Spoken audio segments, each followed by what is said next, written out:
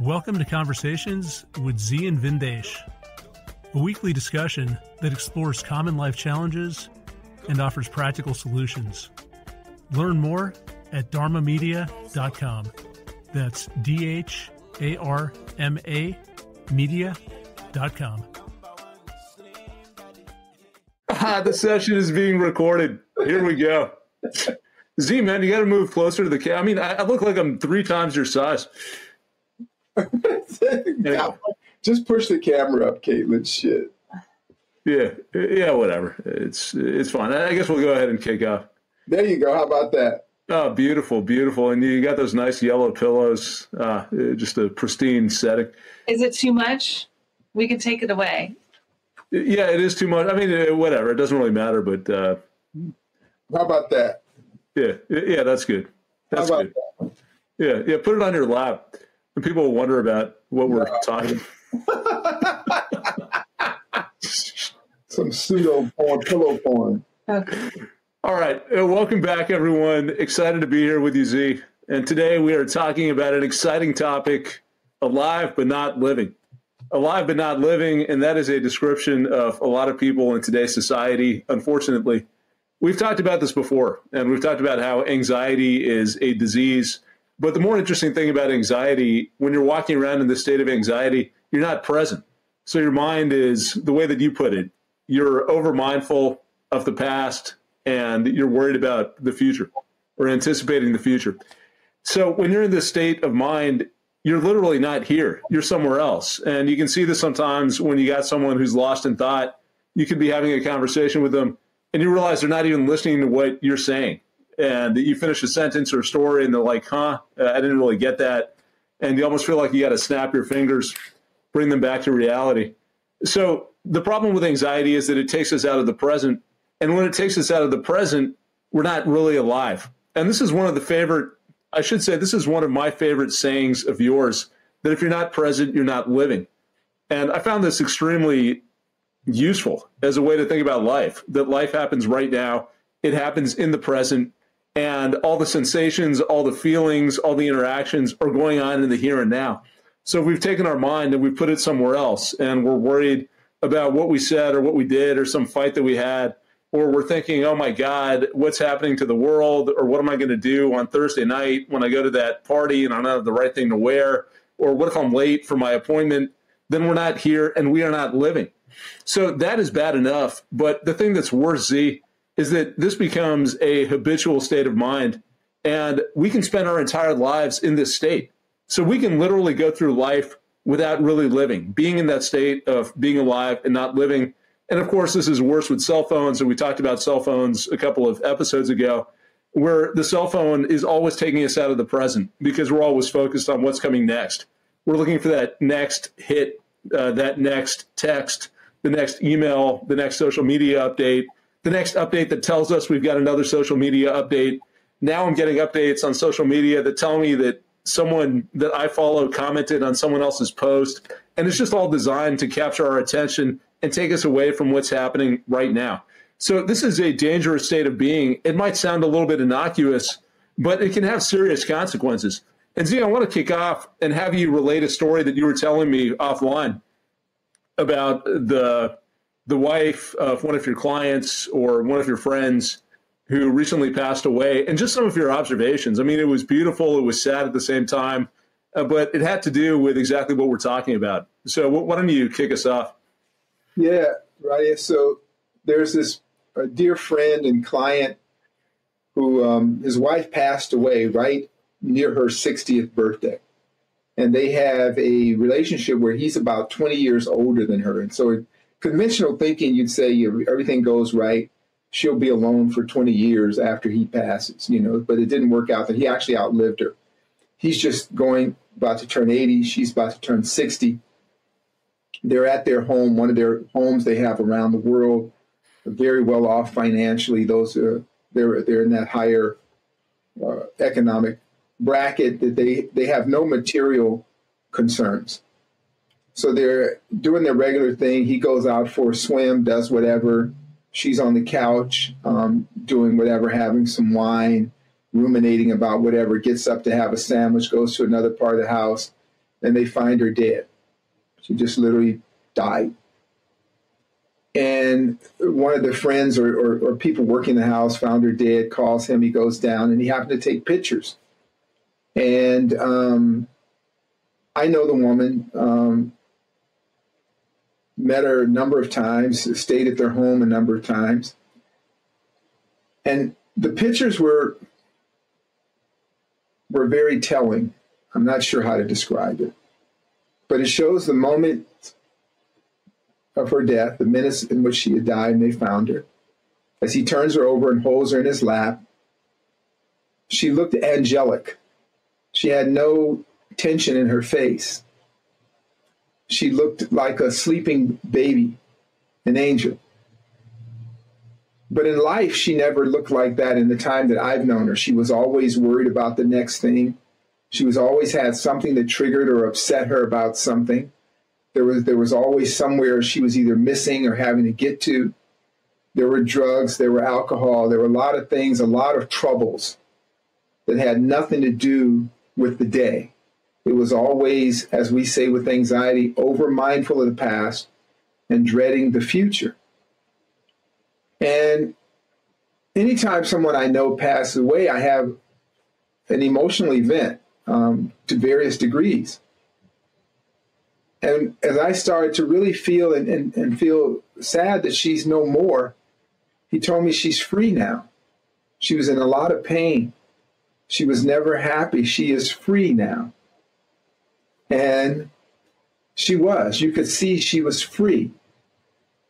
And it made me think about life in this way, that so often those of us who are living are walking around and we're somewhere else. We're planning, we're worried, we're planning, we're disappointed, we're planning, we feel unfulfilled, we're planning more, going to do that, and when I get to that place, it's going to be okay. When this happens, I'm going to be okay. And while you're doing that, you're no longer here. You're frowning, you're losing sleep, you're gritting your teeth, you're hunching your shoulders. Then you start ruminating over the past as if it's stalking you like a predator in the jungle. And so you're ruminating and calculating the past. You're looking at dreaded outcomes of the future or possible options for the future. You're trying to read time, jump through different time dimensions. And the minute you do that, and while you're doing that, and all the time you do, you're just not here. And I think of this beautiful woman who at one point in her life was a model, but if you would have met her, you would have never known she'd ever been a model, because she had a constant scowl on her face. She was on hyper alert all the time, looking for the next thing that was going to go wrong. It stole her beauty from her.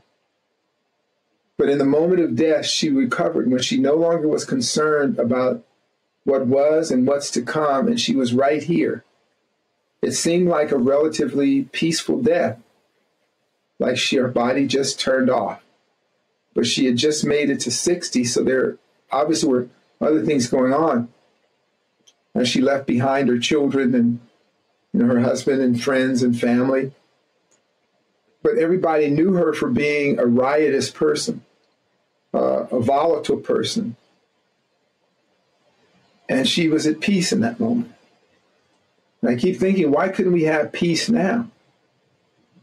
I think about in all of our lives, what would bring us peace right now?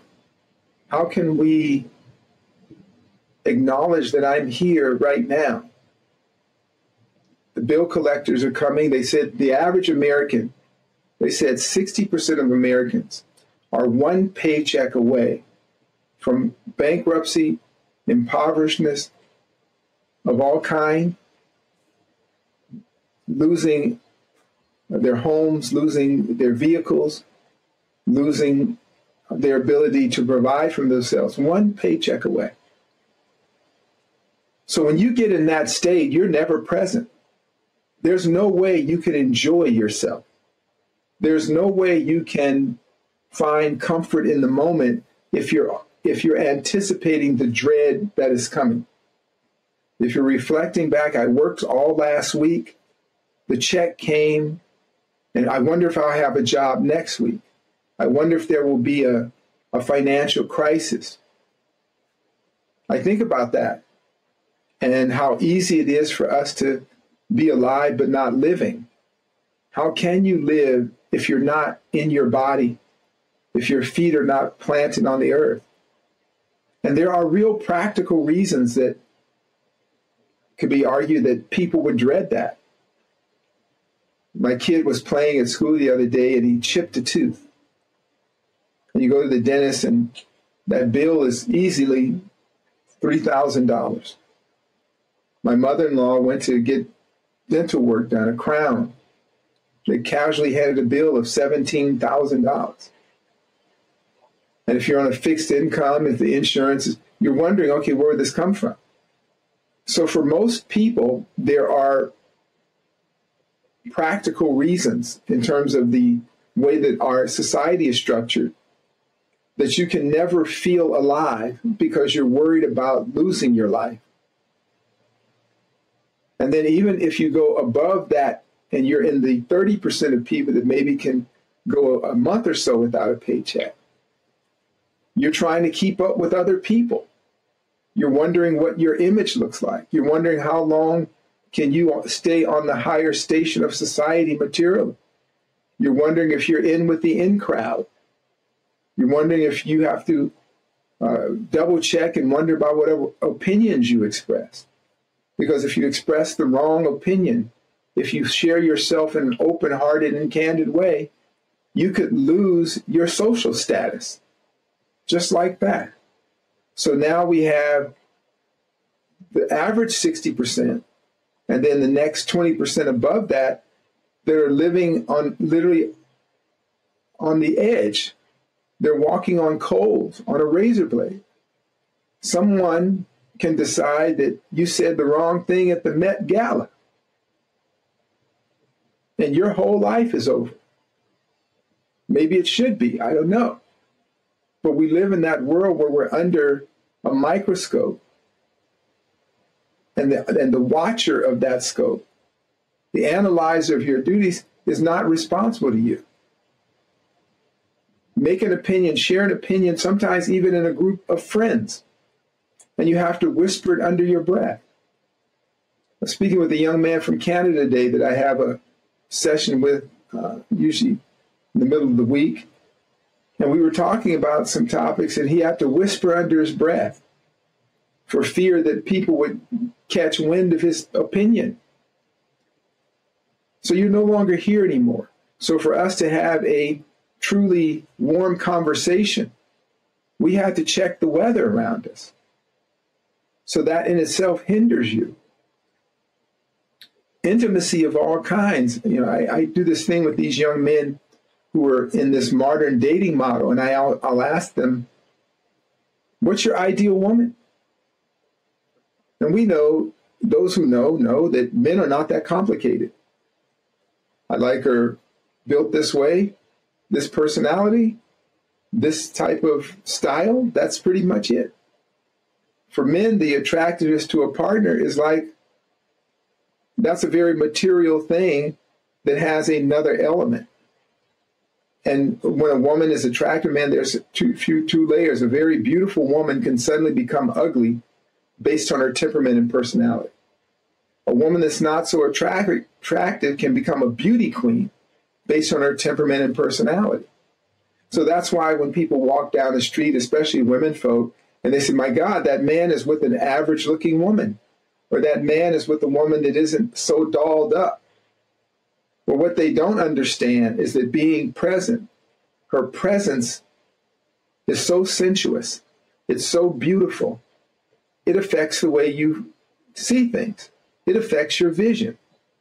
There's nothing more beautiful than a person who is harmonious, loving, present, kind, tender, jovial. So there's no template of beauty for the average man. But women pursuing that, they're no longer here and they become more unattractive. Same way with men who are in the endless pursuit of finding a platform of a level platform in the dating world. So what levels out the platform in the man's eye is financial status. I talk to guys all the time. What they lack in personality, in attractiveness, in a sense of safety, security, they try to make up for money. And women know that, so you reduce the relationship to prostitution. So you're not here anyway. You'll never experience that closeness.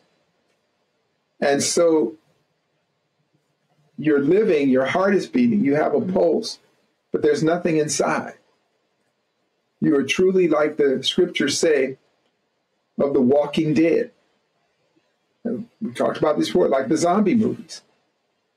And when people come into awareness of being present, they find that it resolves most of the problems they have anyway.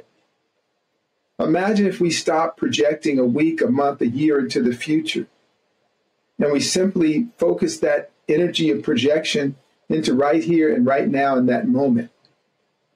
What a difference that would make in all of our lives. What if we took an assessment of all the problems in the world that we can't control, the problems that directly affect us, and the joy of living? I'm just glad to be here. And I want to make the best of this moment so that I extend that on. So yes, right, there's so many of us who are now in that zombie state. It's numb. I talked to a friend of mine and hadn't seen her in a while. She came in and said, yeah, I was taking Ozempic. I said, why would you take that? Why would you? You're a health and wellness expert. She said, I was just tired. So I was asking her, she felt like that would give her an edge in the dating pool if she lost those last few pounds, but not understanding that it's not that. That's your temperament, your personality. Yeah, there's the initial physical attraction, wearing the suit to the interview, being on your best behavior, but there's the real part of the work you do. Yeah, you can get the interview, but can you do the work? And the work is being present, alive, and with another human being. And we know all the troubles that that brings with it. We know the dangers of when a couple or friends are always talking about what's next. It's irritating. It's anti-intimate. It's emotionally cold and vapid. And isn't that what people are longing for, is that closeness, that warmth, that trust? That doesn't exist outside of the now. You know what I mean, man? Yeah. I'm thinking, Z, because you mentioned so many things. I mean, there are just so many ideas that are going through my mind right now. One is you talked about how if you're not present, you've got people walking around in this zombie-like state. I actually think it's worse than that, because it's not just the people themselves. So here's something I've experienced, and maybe you've got some ideas around it. If you sit with someone who's not present, and you're sitting down, you're having a meal, you're having a cup of coffee, you're just hanging out, and they're always on their phone. So they're checking the phone. Yeah, it's okay. No, I just got to respond to this text. Oh, no, it's work. Oh, it's an emergency from my family. And I've experienced that can be very draining for me. So just being around that is very draining. It sucks out all of the energy from the room. And I would much rather be on my own. So it's worse than having someone not there, because they turn into these energy vampires, and I don't want to be around it. So you're going to destroy relationships that way. I mean, it's less than zero. You know, it's less than you just not being a factor. You're actually a detractor, and you're actually destroying the environment around you. So that's one thing that I've noticed. I mean, another thing, your point about society, I think is spot on. In fact, I wrote a song about this called Savage, because at times I don't know how to live in society the way that we're supposed to live in society.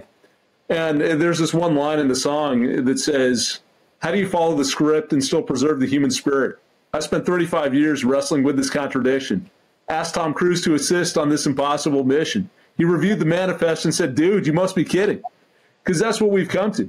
we've come to this point where every single aspect of society is working against us, whether it's a cell phone. I mean, of course, we've talked about technology, whether it's the food, which is poisoning us, whether it's this weird cancel culture. And it's like we're coming out of wokeness, but now we're moving into some other form of wokeness, which isn't called wokeness, where there's a whole list of things that you can't say.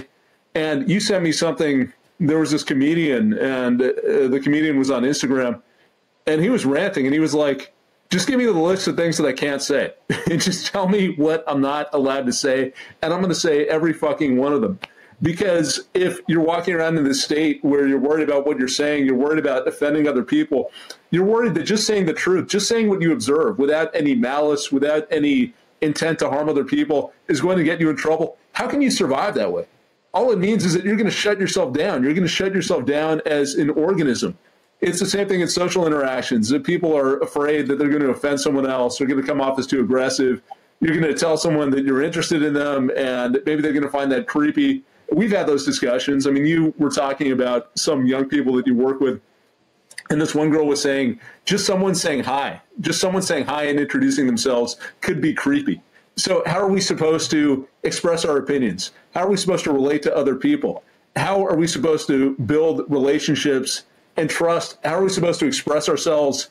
It's almost like the way that society has evolved, and it's not that I think there's some conscious plan, so I don't believe there's some conspiracy going on, but somehow we've evolved to a point where everything around us, the institutions, the ideas, the habits, it wants to shut us down. You know, it wants to shut us down as individuals. It really wants us to be dead, where, as you're saying, we're just going through life in the zombie state, and we're waiting, we're biding time until we die. What kind of existence is that? I mean, it's just horrible.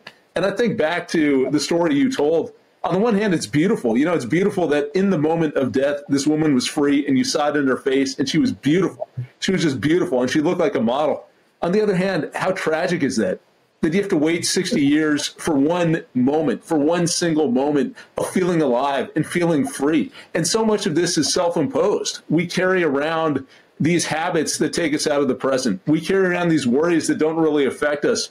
We are trying to prove ourselves in this social hierarchy and prove ourselves to people who are trying to prove themselves to other people.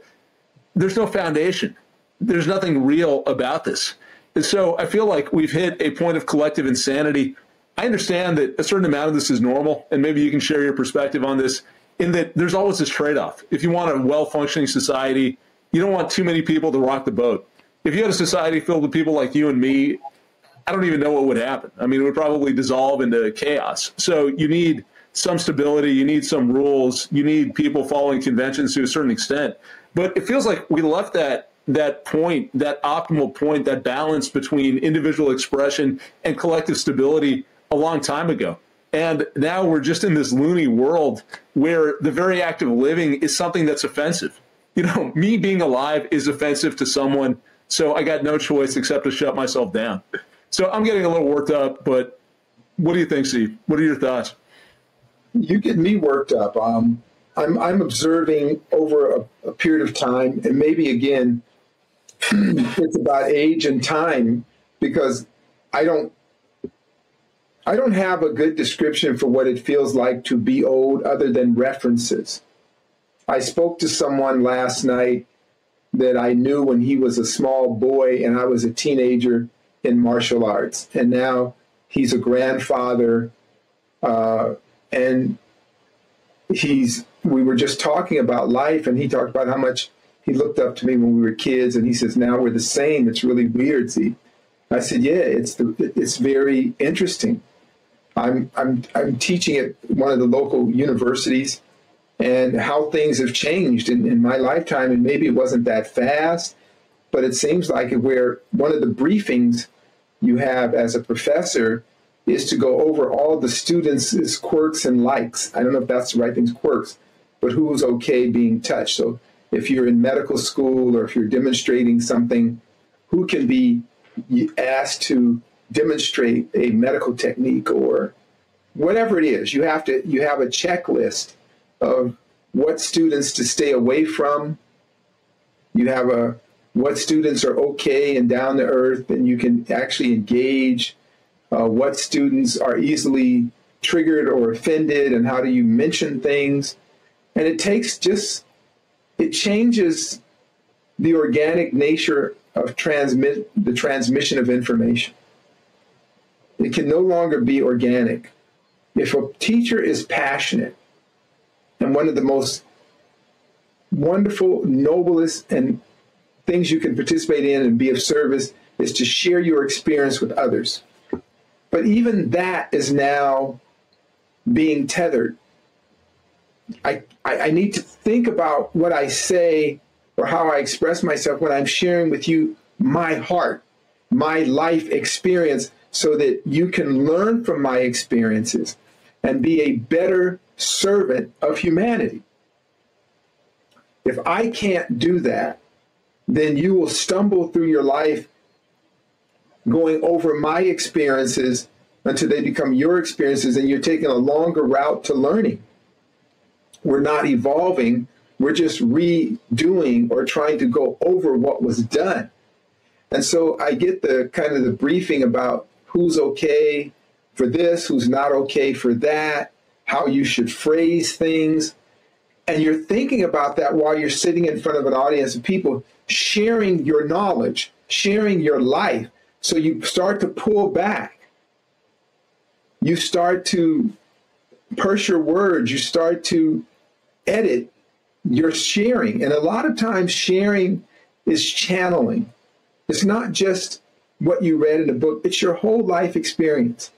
And upon the requisition of that from a student, an enthusiastic student, it pulls from you the best of you. But if you know as that's coming, if that flow is coming out, that you have to put a regulator of some kind on it, it changes the whole lesson. It challenges that part of you. And so you're dealing with, again, it's just like a zombie movie. The different types of zombies and when they're going to become rabid and feral, and right when they transition from the living to the dead. And it's just, it is an interesting time. And what I'm trying to do is use it again as a lesson, as an opportunity to grow as a human being, and say, how do I be amongst the undead? And the answer to that is to be present. Yet being present, one is almost having to fall on their sword. You have to be willing to suffer and sacrifice. And very few people have the ability, the fortitude to suffer. I think about, again, what's going on in the political world. And we talked about it, I think, last week or whatever. All these kids protesting, right? They're protesting. And they come out and they say to the people, okay, anybody protesting, we're going to take your picture, we're going to run it through facial recognition, and we're going to make sure you never get a job. We're going to make sure you never get jobs for protesting. And some kids are saying, so be it, I'll make my own job. I didn't want to work for anybody anyway. And there are others who are terrified that for standing for what they believe, whether you agree with them or not, will affect their whole trajectory of a kid. But that's not this isn't the first time it's happened. When I was a young college student protesting the Vietnam War, I was called into the dean's office and was told that if I didn't cut out what I was doing, they would pull my scholarship money. They would make me invisible. They would disappear me. They would wipe out all my academic records if I didn't stop protesting. But at that point in history, a lot of people, I think, were like me, maybe not. They said, do what you got to do because I believe in what I'm doing. I'm willing to fall on my sword. We were made that way. And so, true to form, they did what they did. I did what I did. But I never looked back on it and said, man, if I didn't stand up against the war, I would have got a corporate job sooner. Never went through my mind. Maybe it should have, but it didn't. But then now well, you had the chance of getting a corporate job. You told me that you could have worked a corporate job, and the person you were working for said, if you keep your head down and you spend another 30 years in this position, one day you could be like me. And that was the day you resigned. Yeah, I had a corporate job. I ended up getting one anyway. Yeah, exactly. I had an office across from a guy And I would come to work, and he'd call me in the office. He'd say, "Hey, you're doing great. You're doing great. I see myself as I see you. You remind me of me. Keep this up, and in 37 years, you'll be in my position." That was a wake-up call for me right there. And the guy was horrible. He'd been sitting in that office for so long. He had some kind of weird skin disease. Hadn't seen his kids. Hadn't seen them since they were kids. They were growing up with grandkids, and once a year you'd go see them. That wasn't my ideal of a future. So I think about when they tell people you're going to lose your job or career. I don't think that's bad of a thing, but for some people it's a nightmare because they're anticipating failure. They're anticipating being destitute. They're not present. If children and young people are present, they fight for what they believe, whether we agree with them or not. It's not the point that you agree. But if we look at the records of humanity, it is always the young people that are the stewards of change. It doesn't take rocket science to figure that out. Just open up some news articles from the last 70 years of protests, 80 years. It's always the young people. And now they just lie to our face and say, no, this is an anomaly. No, the young people, it's their world. They're inheritors of the future. So, of course, they're going to want to make adjustments, even if they don't know how. It's the same script. It's the same allegations. These students are naive. They don't understand history. They don't know what they're talking about. They're infiltrated by foreign forces. Maybe they're just talking about what they see. Yeah. Maybe they're doing what comes naturally to human beings. You see something that looks wrong and you speak out about it. But we have all these convoluted explanations for why that's not right or why that can't be. Yeah, I saw an article and kind of veering a little bit off topic. I think Hillary Clinton was saying they don't understand the Middle East. Why would she even open her mouth? You purge the world into endless wars with your Middle East policies. Yeah, I mean, she's started laughing after the United States killed Gaddafi. Her response was, we came, we saw, he died. And then she started laughing. And that's the person that we're supposed to listen to. And we're supposed to feel ashamed about ourselves because we don't meet her standard. And how could you see that's zombie energy? That if not satanic for some, it's the Walking Dead. It's the undead energy. My God, this is just crazy. And then these people who are just loving the idea of purging the world into some greater nuclear conflict. It's just bizarre. So only the undead. And I think the people that are really excited about great suffering are the people themselves don't have lives that we would admire. Right? And we don't want to be the zombies. We want to be people who can enjoy the sunlight, who look forward to abundance on earth. At least I do. And the people that I'm around think that way. And so, you're 100% right, Z. I've seen this. I mean, I've seen people who make millions of dollars a year. Some of them never make it to retirement because they end up working themselves to death. So all that promise, all that, one day things will be better. One day you'll be able to live the life that you dreamed of. It never transpires. And in the middle of it, day to day, you've got a high-paying job, but you got to present a certain face. You can only talk about certain things. Some people who are high enough up, they've got security details following them around. So they can't even do anything that is potentially embarrassing. It's too much of a liability.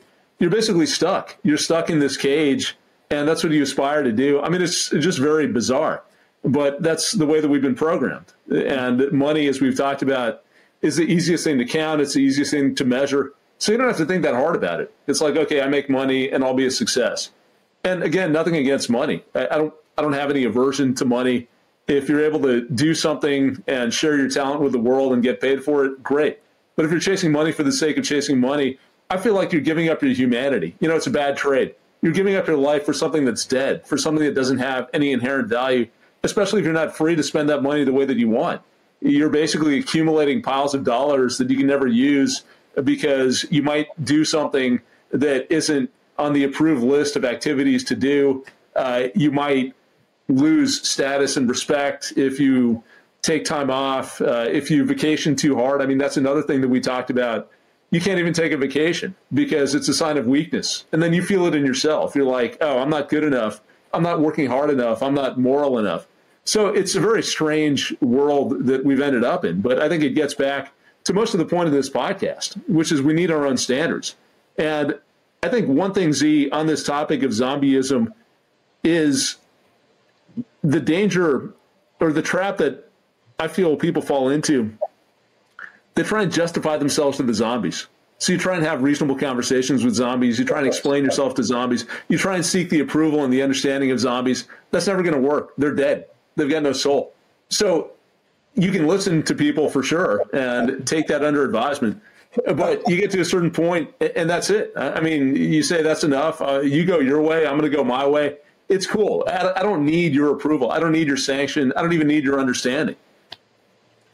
When you say that, I had to laugh because I start thinking about everything going on. And when you're talking, you listen to the news and you have, like, the major medias are promoting one thing, but the kids are doing something else. And the other free medias are talking a completely different way. And I think about these different experts that sit up and they're asking them questions, and they literally seem like you're talking to a wall. It's like you're talking to a wall, and they are just not here. These are just dead people. They're dead spiritually, they're dead emotionally, and they even have a dead look in their eyes and their face. They can't answer a straight question. They can't explain anything with clarity. They repeat talking points. There's no veering from that, and they just keep going on and on. And then all the schemes and scams that are run to promote this kind of zombieism. I was in the car with my little one, one of my little ones, and we're listening to the radio, and there kept being these life insurance commercials. So all these life insurance commercials.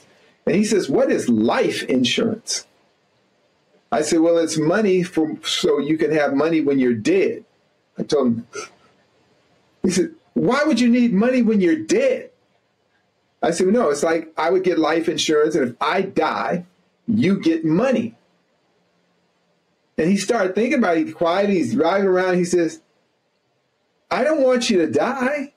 Can you just give me some money now so we can do stuff together?" And it's really hard to argue with kids. It's really hard to explain investing in your debt when he's saying, "Why don't you invest in your life?" Is there a way? Then there was another commercial that says, "We'll buy your life insurance policy from you." And he says, "What if you sell them your life insurance policy? Wouldn't they kill you?"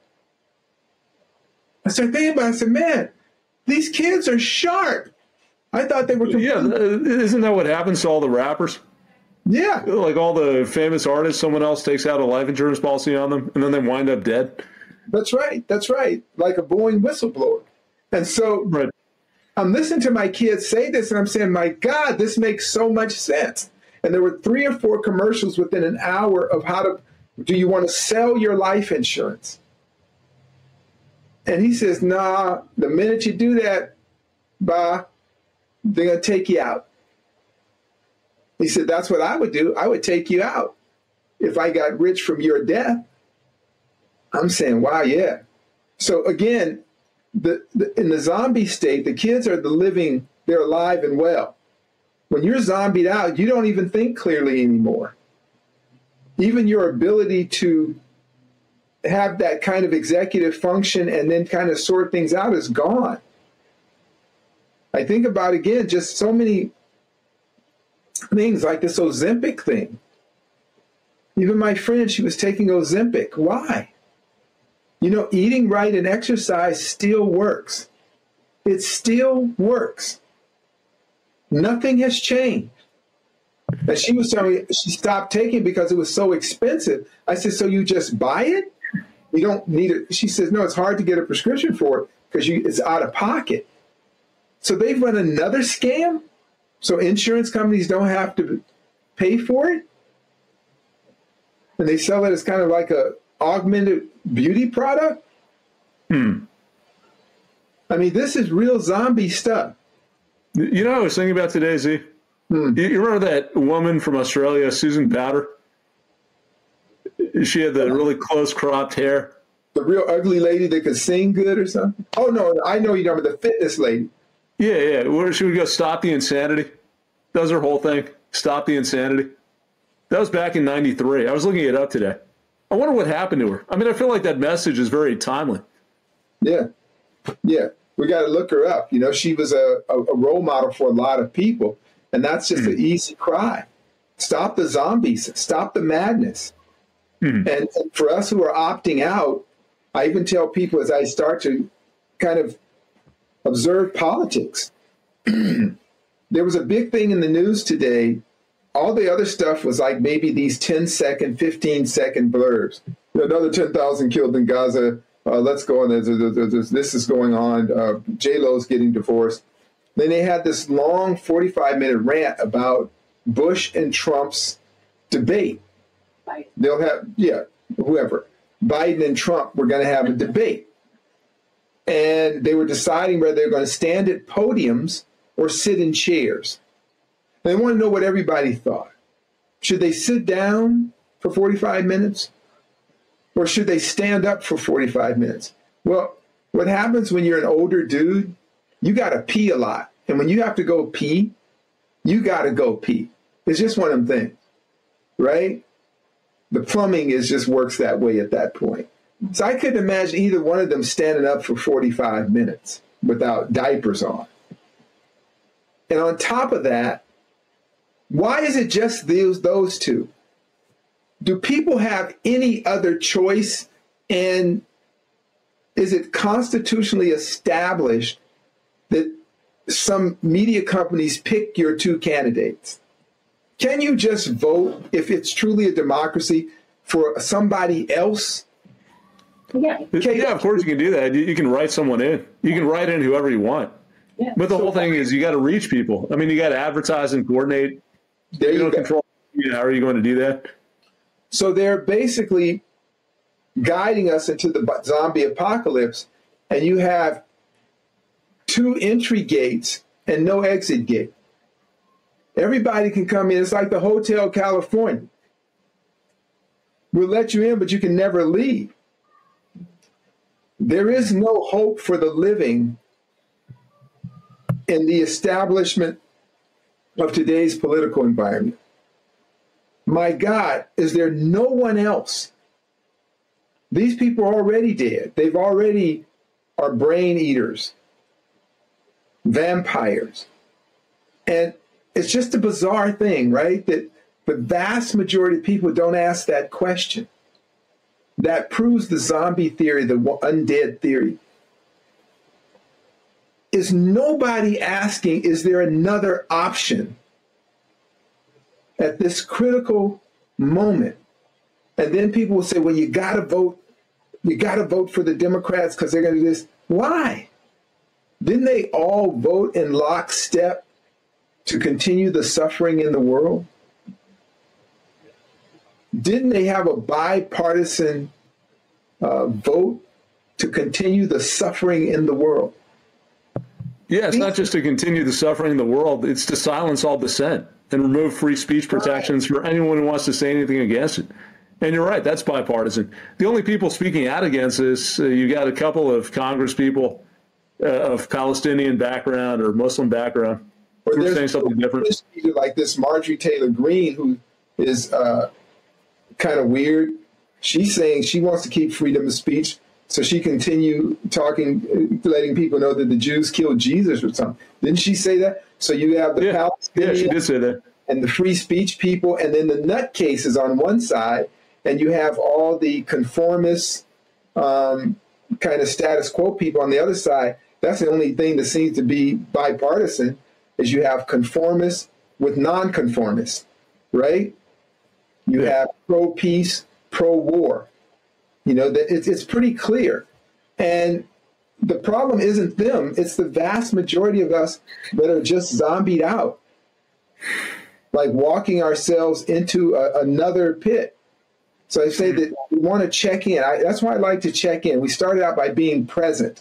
Be really present. What's going on with you right now? What do you have right here in your life that you value? Not what you might get, not what's going to come, not what you lost, but being right here, right now is one of the most powerful things you could do, because you can look at your life and say, how is my life right now? And even when these people get worked up, they were talking about, I guess Trump's followers or something wanted to attack a bunch of people at the courthouse or something. And I'm wondering about those people. Why are you mad at these people?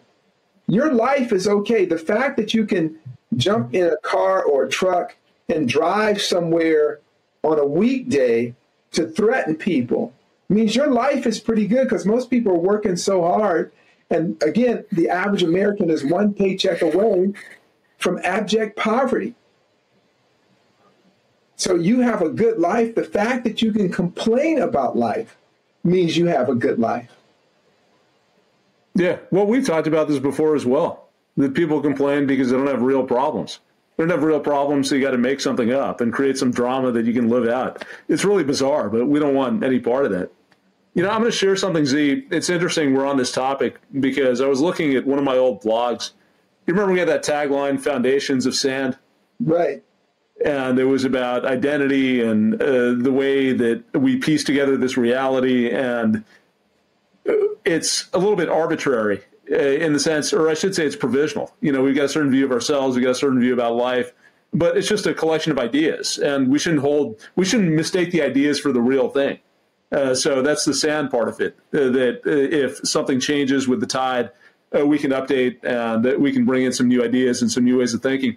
But I was taking a look at one of my posts, and it was exactly on this topic. And it was saying, why don't we invert the way that we normally operate as an exercise? So you think about how we normally operate, and we're always looking forward to something. Oh, I just got to get to that vacation. I've just got to get to my retirement. I've just got to get that better job. I've just got to get that higher paycheck. I've just got to find that relationship, and then everything will be fine. And what that does, of course, is it takes us out of the present, puts us in that zombie state. What if you inverted that and did the opposite? And you said, you know what? I don't expect that any of this is going to happen. I'm going to assume that nothing that I hope for is going to transpire. And what does that force you to do? You got to deal with right here and right now. Nothing better is coming. You're stuck in it. So what are you going to do? And you're forced to look around. You're forced to appreciate what you have. You're forced to maybe make some different decisions instead of waiting for someone to bail you out. So I would say, just as an exercise, I mean, one, I thought it was interesting. I came across that as we're having this topic. But I do think it's a valuable exercise to say everything that I'm hoping for, everything that I'm imagining, let's pretend that it's not happening. What do I actually do right now? That's a real good point. And that brings us back into the moment. It kind of, it's the serum, the zombie serum, right? The anti-zombie. I think about, in the contemporary media, I sent you that clip of that guy talking to Ann Coulter, right? The guy who wanted to run. Yeah, Vivek Ramaswamy. What a shit show in terms of being a zombie. So the woman looks right in his face and says, yeah, I like what you say, but I would never vote for you because you're not white. And this expression on his face, I mean, that was priceless. Did you see that thing, Caitlin? Mm-hmm. So there's this guy, Vivek Ramaswamy, some young dude that wants to be Trump's vice president or something, or wants to be in politics. And he goes on a right-wing, conservative, kind of racist show and culture show, and they're just chopping it up, and they make a few anti-black jokes, and he's laughing. And then she turns around and says, yeah, I like what you're talking about, but I would never vote for you because you're not white. And he says, I'm glad for your honesty. What did he say, Vin? Roddy, what did he say? I don't even think he said anything. I think he just sat there and smiled. He just mortified. It was one of the most uncomfortable things you'd ever see. You got to look it up. It's one of the most bizarre, dead soul, empty, characterless things you've ever seen, right? Yeah, it was horrible. I mean, it's really sickening to watch. I felt embarrassed for him. I said, my God, man, who stole your soul? Yeah. Yeah, and seeing something like that, why would you ever support someone like this? Yeah, why would you ever trust them in a position of leadership? Any position, even if you were on his political side, have you no dignity? Are you willing to do anything to put yourself in a position? What else would you sell out?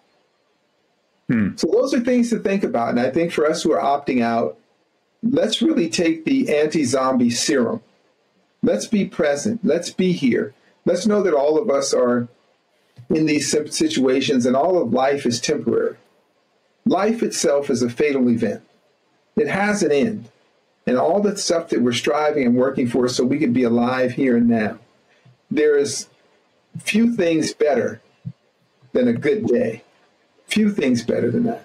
And let's just have as many good days as we can, because the bad days are guaranteed. Challenges are guaranteed. But the good days are not. They are gifts. They are wonderful opportunities. They are there for you to pause in gratitude so you can stretch that day out as long as you can. Be careful of the merchants of dread. Be careful of anxiety. Always looking forward, always looking over your shoulder, never being present.